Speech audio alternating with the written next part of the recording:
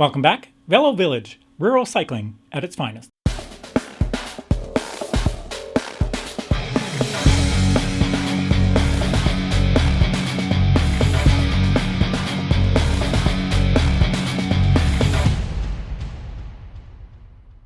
In 2012, I rode to Salt Spring Island to present at the Velo Village conference. The underlying concept of Velo Village was that cycling is a sustainable rural modality.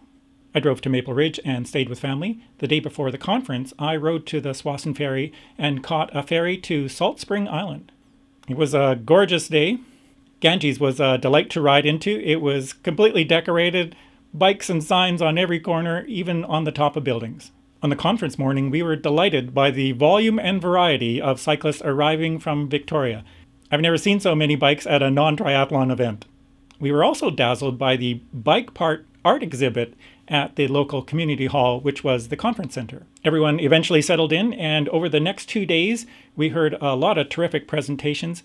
I have a link to 7 of them below in the description. We heard about the World Bicycle Relief.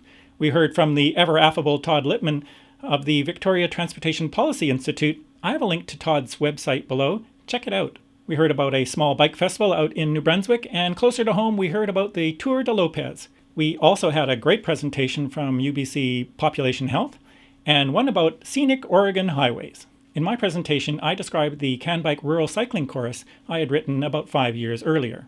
I talked about why we needed a rural cycling course. I talked about our delivery model, some of the course components, and some of the successes.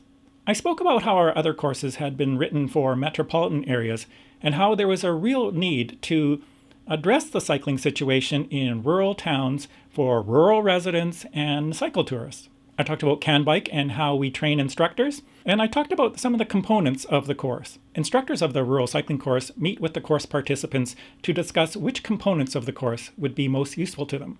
Then there are some fixed curriculum items, and then there is some skill development, and then there's a road ride. Our advanced courses end with quizzes, but the rural cycling course usually ends with a discussion of cycling education and advocacy. I ended my presentation with an experience I had recently had in a rural community not far from Vernon. I had led a course at the local rec center, and for a portion of the road ride, we decided to go out to a very tricky intersection and strategize about the different and safest ways to approach the intersection from all 6 directions. The strength of the Velo Village conference was that it drew attention to the challenges presented to rural cyclists and rural communities. Since that time, the provincial government has announced funding for bicycle infrastructure for small towns, and recently the federal government announced funding for active transportation corridors in rural communities.